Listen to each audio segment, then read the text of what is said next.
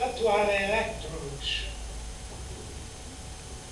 Questo in sintesi, quello che le fornì. Vi ho fatto un giro che partendo dalla Battistini, via in fondo, via Paradiso, via Giorgia, via Paradiso, mi pare. Tornando alla Vecchia, circonda il centro di Forlì. In questa Forlì si andava ad inserire l'opera di un grande artista, Gio Ponti, e si veniva a realizzare un sogno di un grande forlivese, il dottor Aldo Garzanti. Questa è la premessa alla quale io desideravo richiamarvi per farvi capire, non avevate forse bisogno, ma così era la realtà di quei tempi. L'architetto Vasumi ha riassunto perfettamente, con un realismo eccezionale per uno che non ha vissuto quei tempi, quello che si verificò.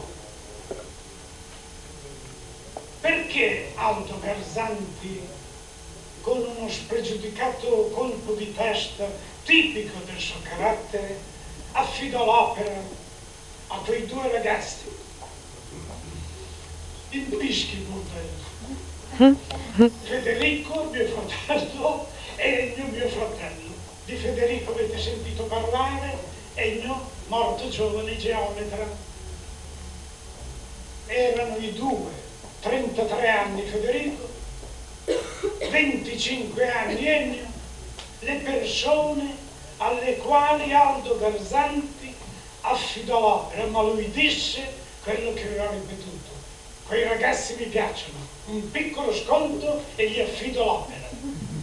Probabilmente non trovò, non fu assecondato in questa scelta dall'architetto Ponti. È anche probabile ed è anche giustificato. Questo è come è venuto l'incarico e l'affidamento all'impresariato. Avevamo già perso il padre, grande capomastro.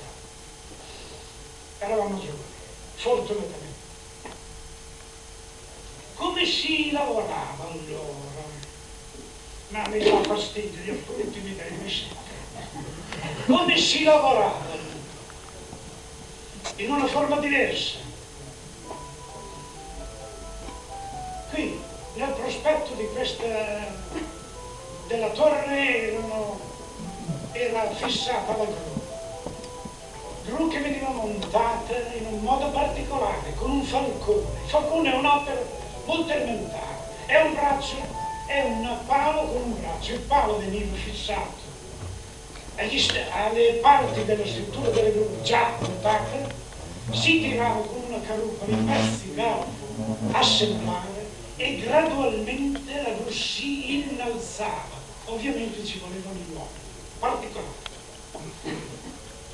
Lì è il sollevamento del braccio delle gru che era agganciato alla torre ed era appoggiato, agganciato qua e appoggiato con la punta estrema a terra. Doveva essere portato ad un punto da superare la leva, il punto morto, di modo che l'arbitro già preparato la potesse collocare nella posizione giusta orizzontale. Andammo perché ero presente e per quel po' che potevo servire tiravo la fune. Andammo con una fune a finire nelle porte del Circolo Mastini. Questo era come si lavorava allora. E i cantieri erano pieni. C'era un numero di dipendenti notevole, perché c'erano le squadre dei carpentieri, perché c'era la squadra dei ferraioli, perché c'erano gli operai che lavoravano col badile. Tenete presente che l'Italia stava iniziando il cosiddetto miracolo economico. Andavamo verso il premio Oscar per la lira, pieni di entusiasmo, avevamo bisogno di lavorare. Quel lavoro che capitava ce n'era abbastanza, specialmente nella ricostruzione, veniva aggredito. Si lavorava sabato, si lavorava molte volte anche fino a domenica e mezzogiorno, perché questo serviva a preparare l'opera per l'intero cantiere per il lunedì mattina.